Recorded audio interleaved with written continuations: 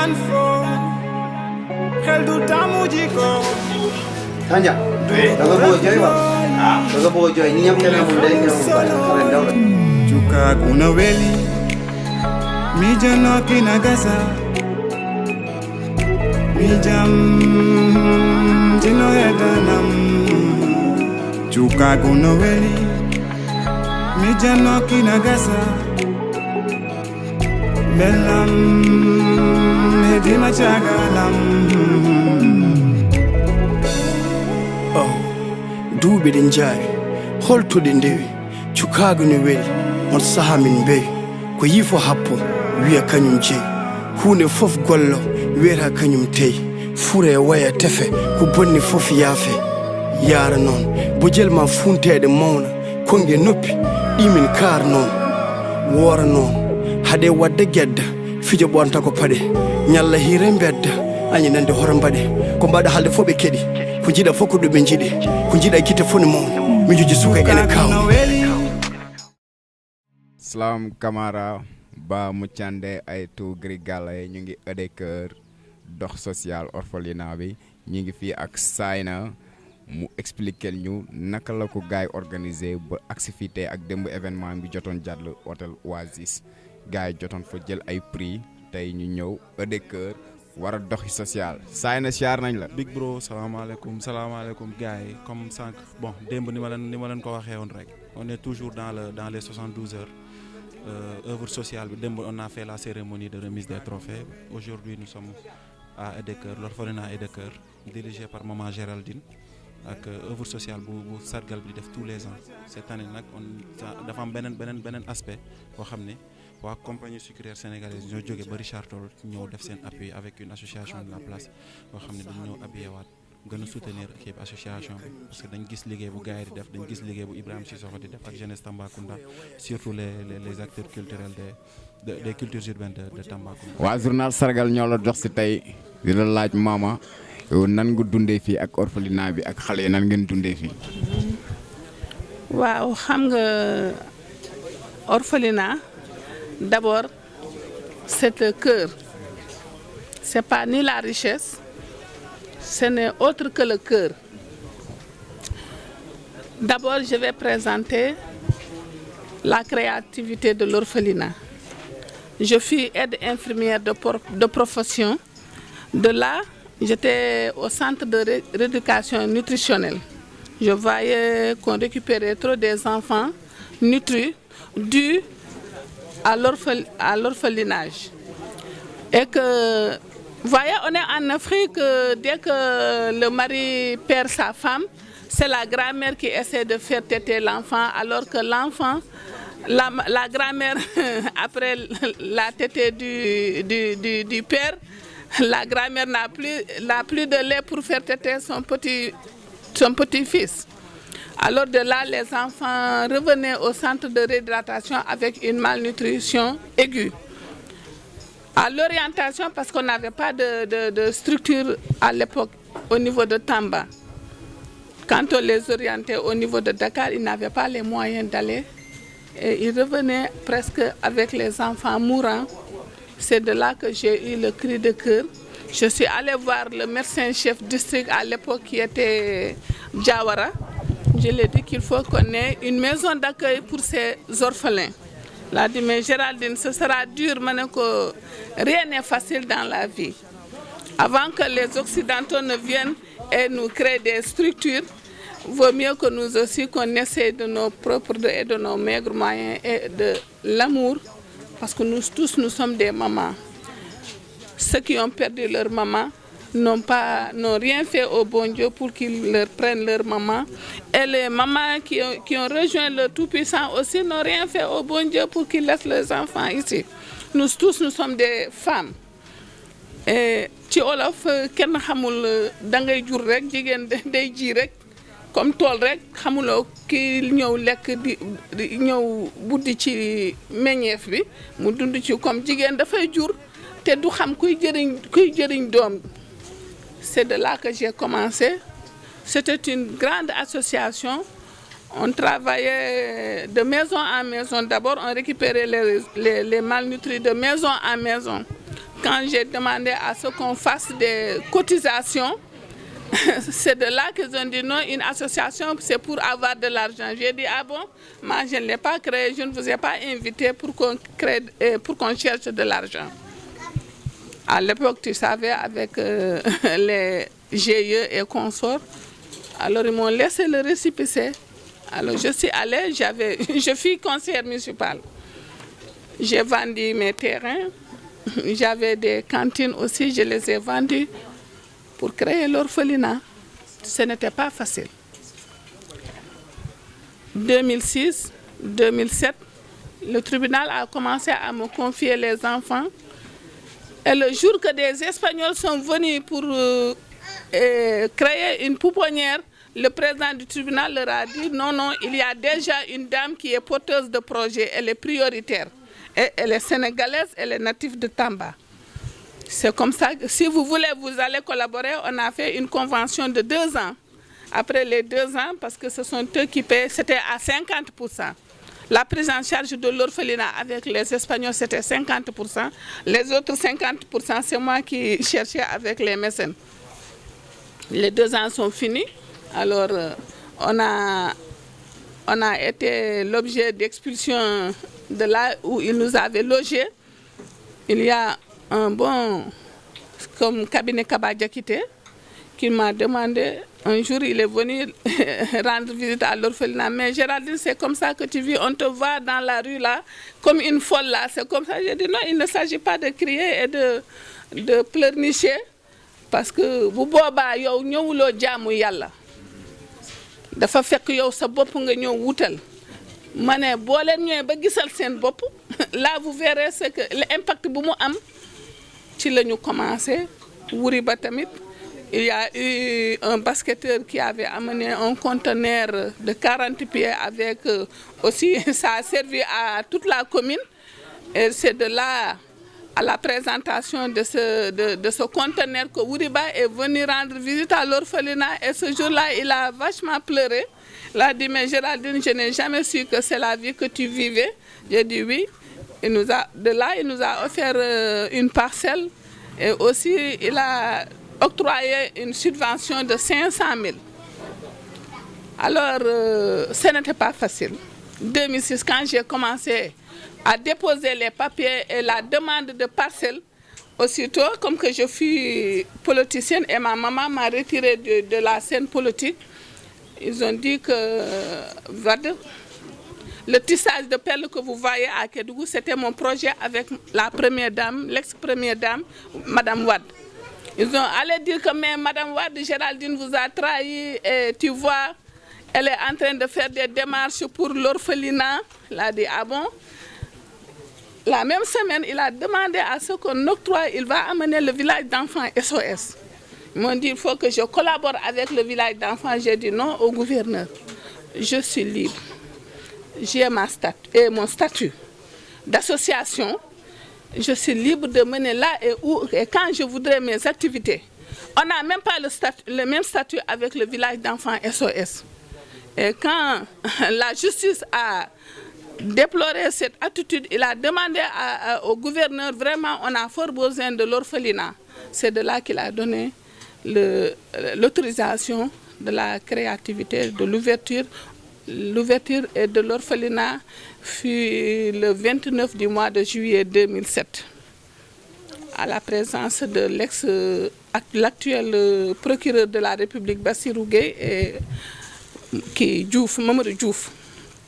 C'est pas facile. L'orphelinat ne m'appartient pas, parce que je ne suis pas éternelle. Et aussi la personne, il faut ses activités, il faut le voir, sa vie, il faut étudier la personne à travers ses activités, parce que moi, je n'ai pas connu mon père. Il est décédé très tôt. J'ai vécu avec ma maman et je suis unique fille aussi de ma maman. Et c'est de là que j'ai vu que ces enfants-là n'ont pas demandé leur sort comme moi. Alors je me suis lancée sur cette activité.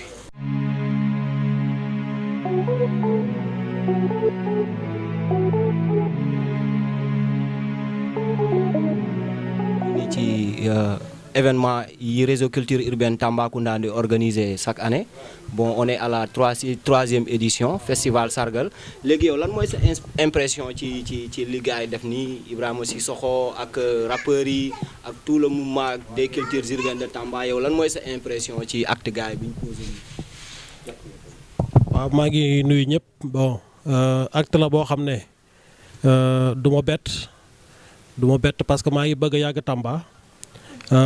maa ngi bëgg a miinante ak waa Tamba. du ma ne maa ngi bëgg sax dama ne miinante naa léegi ak waa Tamba xam naa yaakaar naa ne xam naa waa Tamba ñu ci bëri moo tax acte bi nga xam ne moo am tey dama ko fekkeewaat ko moo tax tey ba mu amee tamit peut-être dina bett walla mu jaaxal ñi koy njëkk a fekkee waaye man mi yàgg ko fekkee tamit du ma bett mais dafa fekk ne ki jiite association bi. moom moo wone générosité moom moo wone xol bu yaatu ba à chaque fois buy organiser mu ñëw fii parce que fii dafa nekk bërëb boo xam ne lu ñuy wax humanité moo fi am xaleel bu juddu comme ni ko sunu yaay Géraldine waxee sànq il n'a pas demandé à naître bu ñëwee ci àdduna dafa war a am droit comme ni yeneen xale yi am baay ak yaay amee droit ñoo bokk ay droit donc tey jii bu ñu ñëwee fii fekkee acte bu mel nii du ñu bett waaye dañu koy dëkk di rafetlu di ñaanal ñi nga xam ne ñoo am doole di ko def ñuy gën am doole di def lu gën raw lii. fii benn affaire bu ndaw laay leeral d'abord balaa sax may nuyoo man maay président réseau des cultures urbaines mais du man maay def affaire yi c'est vrai que man la ñuy joxoñ tout le temps. mais association réseau des cultures urbaines la dama bëgg loolu tout le temps dama koy bëgg leeral ah Ibou Pro man am naa sama labelu bopp mu ngi tudd Ibou Pro Entertainment am naa sama Tambango mais action bu ñu def ci sargal bi action bu ñu munti def ci sargal bi totalement c'est le réseau des cultures urbaines man maay président man la yàlla def ci kanam donc loolu laa bëggoon njëkk a wax d'abord donc maa ngi nuyu yëpp di sant ñëpp fii yàgg nañ fi ñëw xam nañ fi et tout suñu def ñun souvent ñun suñuy def presque du dara quoi day par rapport ak li fi ne par rapport ak problème ñu fiy fekk du représenter dara mais yàlla xam na ne lii moo tax ñu koy def mooy def ba nit ñoo fekk ñu ci kon ne ànd ak ñun def loolu am na ñoo xam ne tey mun nañ maye terrain am na ñoo xam ne tey mun nañ tabax am na ñoo xam ne tey mun nañ maye ay affaires yu bëre mais suñu gisee ñun ñuy def ci la ñuy gën a sawar a mun a ñëw def parce que ñun amuñu dara rappeurs yi ak ñoom c'est sama genre ñun amuñu xeer mais buñ dajalee ba ñëw teg du mat dara mais nit ñi commencé nañ ñu gis ñu koy def ñu ngi ñu ciy accompagner lii moo nekkoon effectivement objectif bi ku ci am 1000 francs ku ci am 2000 francs mun nga ñëw nga jënd sa carte ngeen yónnee ko mu def ko ci courant bi donc ñëpp mun nañ participer fii bu leen xaar ba am 5000 francs bu leen xaar ba am 100000 francs déedéet ak 1000 francs ak 2000 francs mun nga yokk courant bi ak 500 francs mun nga yokk courant bi ak 10 000 francs mun nga yokk courant bi donc toutes les sommes sont bonnes pour mun a ñëw fii 500 francs sax mun nga jënd benn slip wala benn t-shirt wala benn body pour benn xale bu ndaw 5000 francs mun nga jënd ay yére yu bëre fëgg jaay ñëw may ko gaay donc fii c'est ouvert à tout le monde man fii laa bokk quoi moo tax su may wax dama koy waxal moom parce que dañ ko fiy dund tout le temps day lijjanti nu ñuy fayee courant problème mu fay courant moo tax finalement ñu lijjanti fii pour def fii carte pour mun a def carte parce que day métti ay 80 000 francs la ñuy fay courant te dañ koy fii couper courant est-ce que loolu normal na benn instant dëkk boo xam ne nit ñi ñu ngi yor ay millions et tout mais ku ci ne tamit looy def tamit yaa koy defal sa bopp rek quoi vraiment donc man je pense que même côté ndox tamit la même chose donc fii nit lu mu mun a def bëri na benn kilo ceeb ñaari kilo ceeb saabu lu ne ku ci ne mun na am ñun suñu rappeurs yi fii sax ku ci am benn 1000 francs boo soxlawul wàññi ci 250 nga jënd 750 jënd say meew nga ñëw maye ko sarax direct la day nangu bul sax sonn. salaamaaleykum mbokk yi maa ngi nuyu ñëpp di nuyu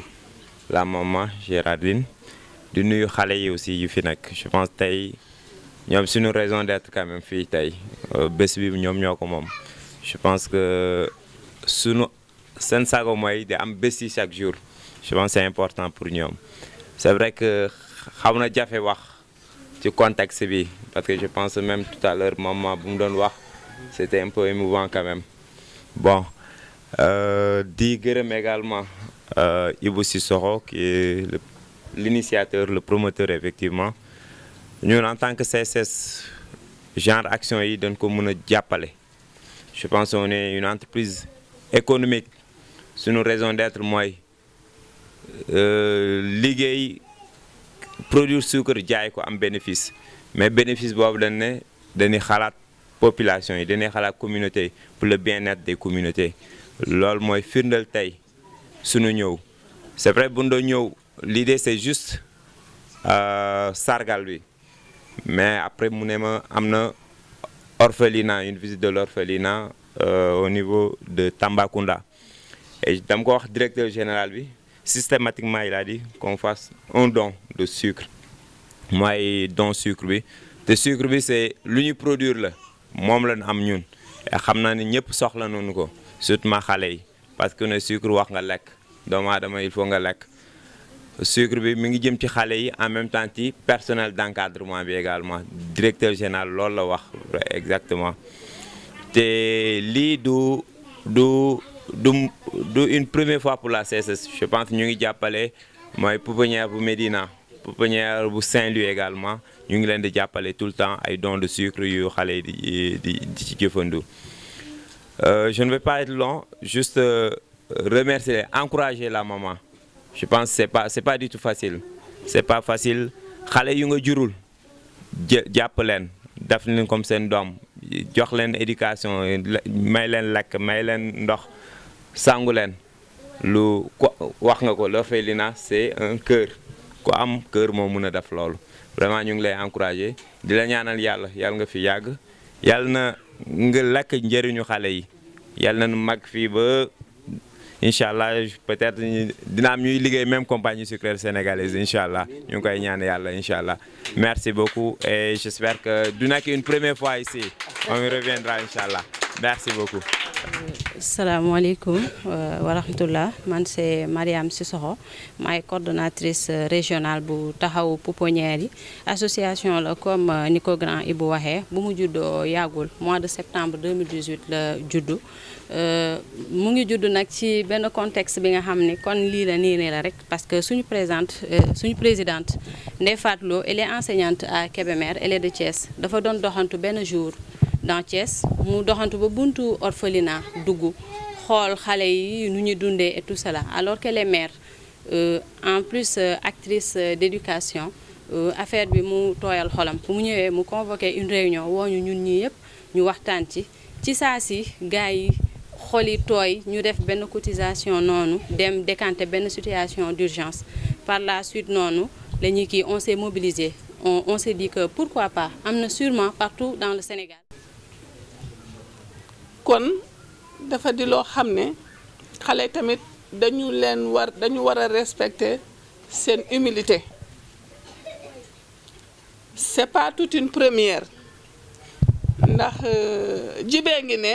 duma bàyyi bu mu taree ba tar dama dem def benn dîner de gala Dakar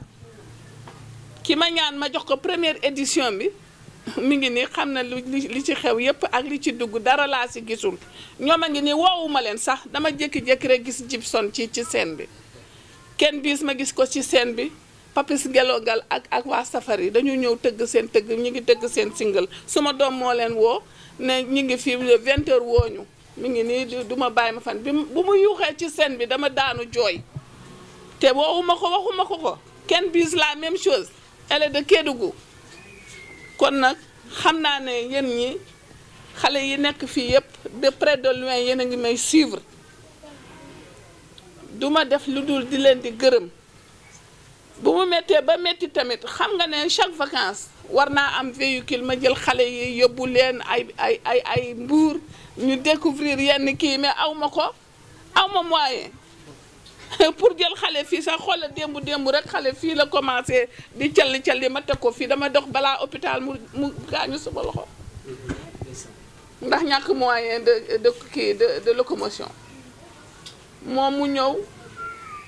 directeur CEDEPS su ñëw jël xale yi en charge waxuma article yi ñu defar yépp mu jaay ko mu def ko à la charge de ses enfants encore moom Ibou moom duma ko wax ndax damay tëdd ba xaaju guddi buñ ma ne meewu xale jeex na rek ma woo ko ba sama borom kër ne ma yow lan moo nekk sa digganteeg Ibou ma ne ko xanaa suma doom xanaa da waruma sekk dara ak sama doom lu dul moo xam suma jooy xol bu nekk ñeneen mais elle nous a merde elle m'a merde xanaa man la taxawal kii bi orphelinat bi mais parce que moom moo ma ko won moom moo ma ko won instant yu ma neex laa koy woo meew jeex na coupé nañu courant def nañu nii kon nag duma def lu dul gërëm leen yéen ñëpp ñi fi taxaw yéen ñëpp dama leen di gërëm yal na yàlla guddal seen fan synergie bu nekk seen biir bu mu yàqu ndax synergie mooy indi loo xam ne li